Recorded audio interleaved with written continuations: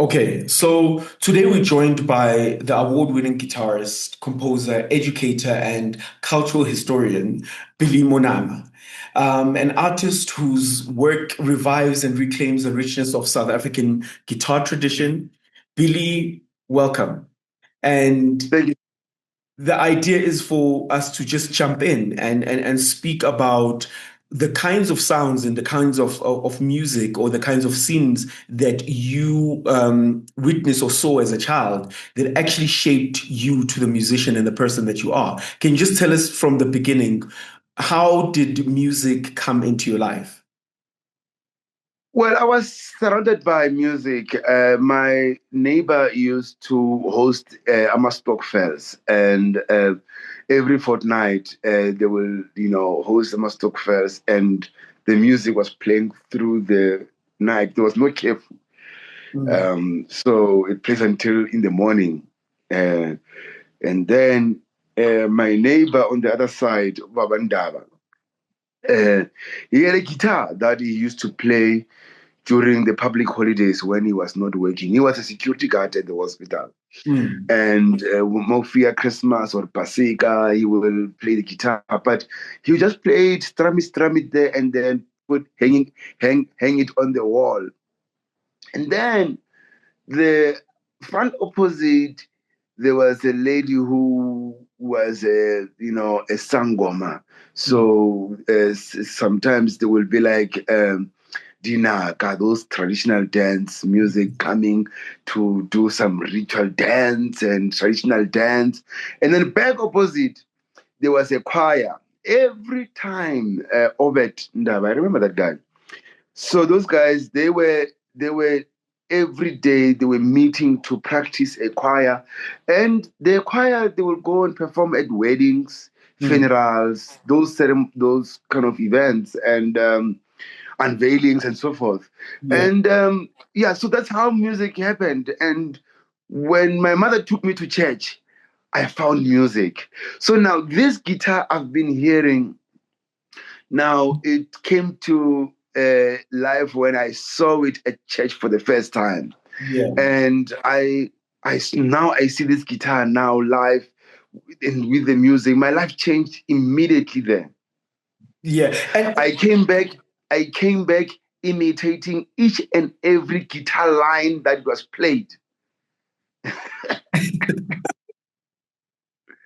And with Yeah. all of that, with all of that music, where is this location? Where are you located in the time? And what's happening in the time that you're surrounded with all of this music? It was in Makwele Ring Zone 2. Mm, And, uh, now it's called Mokopane, mm. yeah. So it's a small town before Polokwane. Yeah, yeah, Uh, so those who remember it, there used to be a soccer team called Real Rovers, Tiba Tiba. yeah. It was the biggest, Premier League, a team that came from there. Mm, So yeah, I mean, all these things that are happening at that time. And at that time, it was the time when mbaqanga was still, fashionable, and Afro pop was kind of, coming coming in. in, yeah. Um, yeah, in this 1990s, 1995.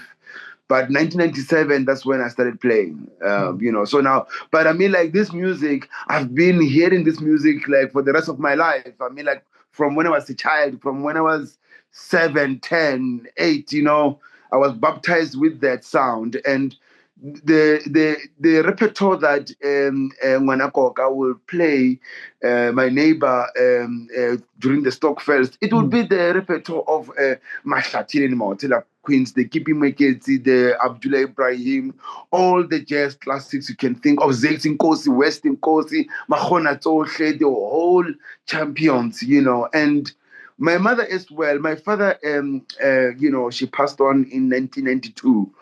However, we had LPs, recordings, and most of the music that it was in the house, it was the George Benson, the Wes Montgomery, the Charles Mingus, John Coltrane and so forth, and all these American jazz musicians, and Bob Marley, Peter Tosh. So now it was different music, and sometimes my mother on Sunday will play like Luther Vandross, will play like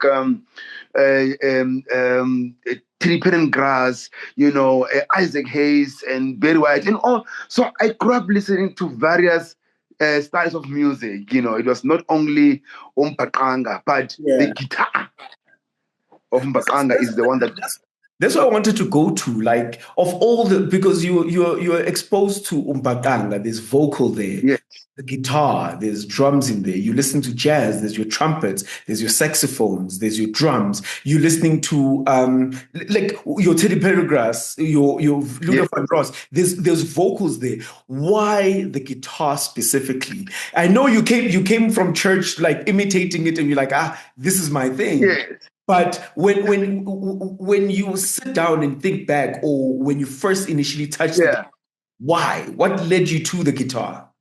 In the music, like you say, there's drums, there's all these instruments. The only ear, it only picked the guitar. Until this day, like I could walk in a restaurant and then I hear the music. The first thing that I'm going to pick up is the guitar. Some people, they're like, why didn't you sing? I mean, like when I was growing up, I grew up in church, and there was a church choir, and I was part of the youth choir, I was part of the church choir, and I was never interested in singing. I wanted to do the real thing. For me, playing the instrument, it was the real thing. So I wanted to play, the guitar, and in all those guitars, all those R&B guys and soul music, you listen to the guitar player who used to play with Teddy Pendergrass, the guitarist, amazing guys. I mean, like, even when those guys, they emerged, the Joe Thomas, the R. Kelly, all those guys, they came up with a great D'Angelo. Listen to those guitars there. I mean, they're driving that music, and they're driving that music, and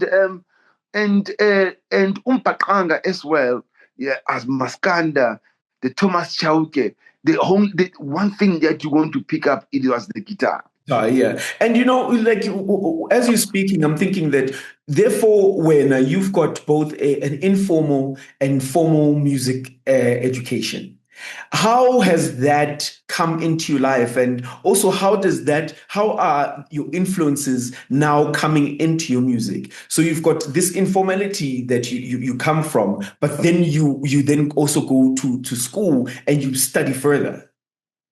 Yeah. Everyone who has a talent needs to kind of extend their knowledge. I mean, or otherwise you're going to hit the roof with your thinking and your skill. So the skill need to be extended.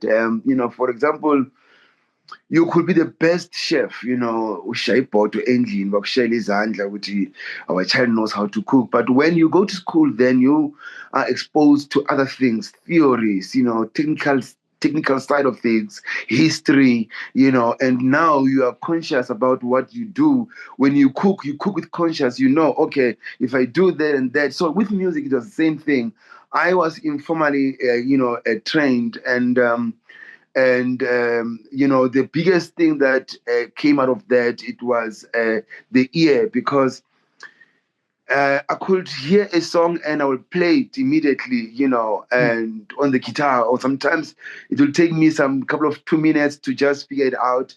And that was the greatest thing that to ever come out of it, because we did not have sheet music to read. So you had to rely on your ear, on your talent, and also the stage presence, because remember, when you are on stage, there's no qualifications. There's nothing. It's you and the audience. The audience, yeah. It's you and the audience. So yeah. But now I realized that I wanted to play like these George Benson's and all these greatest guitarists, but I realized that no, man, the knowledge that I have is not sufficient. And back then there used to be CD liner notes, and in the liner notes I will read that, Billy, Jimmy Luther was inspired by Charlie Christian. And I'm like, who is this Charlie Christian? Charlie Christian inspired Wes Montgomery. And then Wes Montgomery inspired George Benson. And then who are these people? And then I watched a foreplay. There was a guitar player by the name of Lee Ritner. And he speaks about Wes Montgomery. And then I keep on hearing Wes Montgomery. And I'm like, I want to know about this man. And the only thing that I could get access to this man, it was for me to go to school. That's when I went to school. That's when things, they've changed. Yeah. And then how have you taken the sounds that you were listening? Because remember, a lot of mbaqanga, maskandi musicians are literally making the sound up as they go. Like, because maskandi is a very unique music in South Africa. And now you listen to your Wes Montgomerys, and then you're now taking it all together. I wanted to play jazz, because I've been playing mbaqanga for that was the first music I've learned, and I was tired of that, and I wanted to, grow myself broader, and I played, and then I wanted to play jazz, and Jimmy Lulu came. 1990, I think it was 1997 or 1998, first album. He was wearing a suit, like 1999. He was wearing, I'm like, these guys, they look good, man, and all these jazz musicians, they look good, they have a good image, and they're sounding good, and I want to play like them. And, I at any time you give me the guitar to play mbaqanga, it won't take me 1 second to figure out what am I doing, because it is I was baptized with it, and but when I went to school, then I was given an assignment. I want to come to a maskandi part. The assignment that I was given, it was by a teacher, was teaching us history, to research about the maskandi guitar. And Jesus Christ, I went everywhere in the libraries. I couldn't find a book. And that changed my life. I'm like, why there's no book that speaks about this? And then I became part of the cultural exchange program at school, because remember, I went to school when already I was playing the guitar. Yes. So now I was representing the school. Then I went to the cultural exchange program, whereby then I was playing with other, countries and so forth.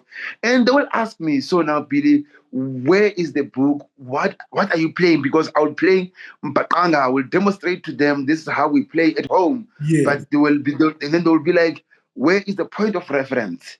That's when I wrote a book. Yes. So that's when my research started expanding. I went to as far as to live in KwaZulu-Natal, to engage with the people who taught me how to play maskandi, and then I'm like, okay. And then immediately I lost the interest of wanting to be a jazz musician. You know why? Because I worked with the older musicians from the Jonas Gwangwa, Abigail Kubega, Dorothy Masuka, Hotstix, Mabuse, all that generation. They've always told me that you need to have your consciousness aligned with who you are as a person. But I was young, but I did not understand that. And I was introduced to My Way Africa by Jonas Gwangwa. He told me about a guitarist by the name of General Duze. He was the first successful jazz guitar player who was born in 1924. That guitarist, he first recorded with the Miriam Makebas, all those albums from the Miriam Makebas and the Skylarks, they were recorded by the General Duze. I was privileged to interview the family and all that, so all the biography is in the book. Yes. So now, talking about My Way Africa, then I was conscientized when I was young. Then something said to me, I cannot be the protege and the custodian of American music. At all. You can't. You understand? So now, when I'm in a radio, I'm listening to a radio and then I hear American song. I'm like, these people, they don't understand themselves. Because now I'm conscientized. But when I was young, I had my chance, I had my fair share. I listened to George Benson back to back every day, and Wes Montgomery and Charlie Parker and Miles Davis. Right now, these things are just sitting here. I've got the whole entire collection. They are sitting here. I don't have any interest because I think that our assignment, the assignment of my people, it was never completed. Yeah. So me, I need to take that, that baton and run with it because I understand the struggles that they went through. Some they did not have an opportunity to go to school. Yeah. Those who are our legends. So I had a privilege to go to school. That is why today I can document something in writing and so forth. So Yeah. that is why we are here. Yeah, and also like the idea of archiving and preserving. There is something that just speaks to legacy, that speaks to a future, a present, and a past. When you preserve heritage and you preserve the things that we see small because we live with them. But when you just archive it, there is a reference for a time and place for the future, and then that Absolutely. creates context. Absolutely. One thing I can tell you is that as much as South Africans, they love Americans, but the only thing that they don't copy from it is the level and the quality of production. When I was at school, there used to be books that are being produced, books that had been produced. We used to use the Jamie episode. Jamie episode had like different volumes of tutorial videos, tutorial books, and tutorial videos that they will teach you and will come with a book. There was a book and there was a CD inside, so it comes with that and. So you get exercises, you play along, and then demonstrate it. So I wanted to do that, and I wanted to put this thing on the highest level so that in the future, when a young person wants to learn about maskanda, they don't have to go through what I went through. And this documentation, it is a documentation in 7 segments. That is mbaqanga, kwela, Chitsonga, and and African jazz in 2 segments. And you must understand that each and every style, it is different. Like mbaqanga, there is umqashiyo, and then there is umqobanyawo. So now, when we speak about umqobanyawo is what Soul Brothers they've done. You listen to Mbungeni Ngema, Stimela Samsizola, Imbongolo, those Yakoba. And then you listen to Umkashiyo, that is the Intombizes Manjamadi, the Dark City Sisters. And then there was a sax jive, the saxophone jive. That is the instrumental mbaqanga that it was created by the Western Kosi and the Mahona Tsohle. And then the people of Lesotho, they brought the concertina into this music. They called it the concertina jive. We're speaking about the pioneers like the Tauya Matseha. And then you have the noise kanyile. They brought the violin inside, into the music. So now this mbaqanga developed to be what? Later on to be Afropop. And then it went through to be bubblegum. And then you see then the groups like Platform One, Mafikizolo, Malaika coming out of that sound. Out of that, yes. Yes, but now they replaced all the live instruments, the bass, the drums. They replaced those things with the MIDI keyboard in studio, but they didn't replace the guitar. And then actually speaking to that, because you spoke about being conscientized at an early age. So now let's speak about it philosophically, but also at present as an event. What is Maibuya Africa to you? So there's the philosophical part to it, but then there's the concert that you've been a part of that is a part of you. What does Maibuya Africa mean to you, and what is it in essence? It is is the return of Africa. For me, philosophically, we want to put it in practice. That is why we are doing this concert. It is for us. It is a realization for us as Africans to revive ourselves as Africans. We speak about African Renaissance, but now it's a little hard to put it in practice. So now with this concert, we're trying to revive and recall the music that the people they've composed, the conscious musicians that they've composed. Remember, the lyric has contributed a lot in the emancipation of this country. Yes. Today, there's a controversial song. That song, the president of the Red Beret, he's singing. You know, the whole country is standing up today, divided because of the song. So it means the song has the power. And the musicians, they have the power of the microphone. You see, musicians, they have a following. And they must use this following to conscientize the people. So we use musicians who have the meaningful, artistic meaningful. That is why when we choose the lineup, we choose the lineup according to, we check these people. Are these people aligned with us? Their reputation, are they musicians with a meaning? You know, because in 1963 and 1964, Miriam Makeba spoke at the UN. And imagine if Miriam Makeba, she had the whole platform and said nothing. It was Miriam Makeba. It was not a politician who spoke there. It was Miriam Makeba. The whole United Nations, the whole entire world knew about us, who we are. Artists, they promoted the culture of South Africa, the Yuma Sikelas, the Jonas Gwangwa, through exile and through music. And so we want to revive the consciousness through music. And the reason we are doing this, we do a tribute by, like I've said before, that we recall some of the music the musicians they've composed. I call them the conscious singers. Because when there was a bloodshed between the ANC and Inkatha Freedom Party, Vusi Mhlongo said, "Yehlisa umoya." She said, "Yehlisa umoya." Yeah. He was like, "Why are we killing each other?" Like Dube comes and said, "No." You know, saying, so now each and every singer was like, "Guys, we cannot kill each other." And this killing of each other as Black people, it was on top of the subject in 1993 at the ANC conference.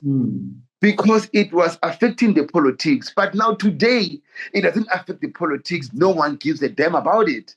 So now it is the role of musicians. So now we're trying to reset the role of musicians to say, Zoe Mudiha, come and do what Vusi Mhlongo did. And then I said, Malihlokwa, come and do what Sibongile Khumalo did. You know, there's a song of Sibongile Khumalo, it's called My Way Africa. That song actually it was composed by Glenn Mafoko. Sibongile Khumalo re-recorded it. You know, there's a song of Sibongile Khumalo, I Hlome. And then while there was a bloodshed, Vusi Mhlongo, Vusi Mahlasela, Miriam Makeba, there's a song called Angeke Ndiye KwaZulu Natal. That song, Miriam Makeba, you must listen to it. It says Angeke Ndiye KwaZulu Natal. You know what I'm saying? So now, those were the musicians. So now the revival of consciousness, it is upon us. 1994, when young people, they were given freedom, they said that, I quote them, they said they want nothing to do with politics. They just want to have party and music, and that's all. And then they forgot the mission, why they were musicians. So you are placing the role of the musician in the center of shaping society. Absolutely. We are the voice of the people. We must sing about the things that we are not happy. In 1991, when Letambulu came back from exile, Mm. went to Alexandria, and then he's found that people, they are still basahlupheka. They are basahlala emikhukhwini. Yeah. That's when she said, this is not yet Uhuru. They have been gone long time ago in the States. They come back to a worse place than what they left. So she had to speak because that your neighbor can't be heard. So I have the microphone. I have 1 million followers. Yes. In that 1 million followers, that is why this culture of being influencer and influencer, what are you influencing today? Because if your influence does not influence the people how they think, then you're not influential. You are just a brand influencer. But is that not a reflection of our interests? Because one can say there is a lack of a unifying goal in South Africa, and thus we keep swaying in the wind. And for me, I do think that music is central in shaping societies and conscientizing people. And that's why I was asking, like, philosophically, in Africa, because the term itself speaks for itself.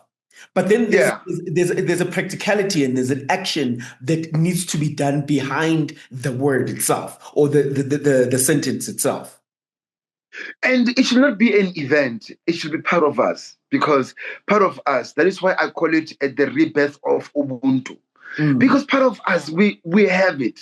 It is not us to take a gun and shoot someone. It is not us to just, have all these social ills in practice. It is not who we are as a people. That is why we want to revive it. That is why we have that slogan. We say the revival of Ubuntu, because that thing, it is gone. And you must understand, these people today, the social media, it is not helping because there's just so much misinformation. And this misinformation, it is contributed by who? To those who are influential with a lot of numbers, who have the influence to change the mind of a black person. Like I was telling someone that, today young people, they don't have much of, role models. Back in the day, young people, they used to have role models because we used to live in the township. They used to touch us. They used to feel us. They used to engage with us. Yeah. Yes. You grew up knowing that, I want to be a policeman because you see this guy coming back home every day, or a doctor or a teacher. You want to be that kind of a guy, comes back, who's respected in Umpagati. But now, what is social media contributing in that? Because today, social media, young people with big followers who are influencing young people, they don't want to engage in social matters that are going to conscientize young people. They'll be like, hey, politics. Yeah. They don't even read a newspaper. You see, me, I grew up reading newspaper. I still read a newspaper until today, because I don't want to be misinformed by social media. And nowadays it's too bad because there's artificial intelligence. You will be watching a video, can't see someone's voice. You know what I'm saying? So I don't know what to trust anymore. And then I think about like the music that you make and you as a person, and I wonder what is success to you? Like, what is success to you as a musician, as a guitar player? What is success to you? Success to me is simple. Success to me, it is touching the dream. Touching a project that I'm only thinking about, but I've never seen it happening. The day I see it on stage, that is a success. Do you know how long it took me to put together a Mabuse Africa and sit on stage, and I get emotional. Sometimes I cry, because I'm like, this is a success for me. And it's not money. It's not money, and I published a book. It took me 15 years to publish a book because of the research. Remember the book, because you are writing factual stuff, you need to make sure that you are correct with, yeah, yes, accurate as possible. So, especially writing biographies of musicians who were born in the 1920s. Oof. It was not easy. Yeah. So writing about the people born 1950s, 60s, it's easy, you know. But I wrote biographies that they were not existing at all. And then I produced a colloquium. To the colloquium to challenge the Department of Education that why are these books not in the school? Why are they not That part for of the me, curriculum? Yeah. yeah, that for me is the revolutionary. That is for me, it is success. That today the book is in schools. Today, someone in library in Gqeberha, the book is in the public library. They don't have to struggle. Right now, someone in Stellenbosch, right now at University of KwaZulu-Natal, they can access the book. That for me it is a legacy, and that is what I'm proud for. Of. Yeah. And then there's a last question that I really, really enjoy asking because of how a lot of artists and a lot of musicians actually react to it. And I'm waiting to see how you react to it. What is the point of your music? What is the point of it even existing? Why? Why does it exist? That is why I don't release songs as much like other artists. I mean, my album that I released, it was in 2017. Only this year I released an album. So you look at the break because I have to think about the same thing. For me, I don't. It's not about just releasing music for the sake of releasing it. In the album that I just released now, there's a song called "Elusive Freedom." And that elusive freedom, it speaks about the freedom that it was promised, but it never reached its people. So you see, I'm challenging those guys. I'm like, Nistebise freedom, where is it? You see, it's not like we don't appreciate what our leaders, people who came before us, what their contribution has done. Their contribution done well. They gave us, freedom from oppression. Yes. But I'm telling you, that freedom without quality of life as Black people is meaningless.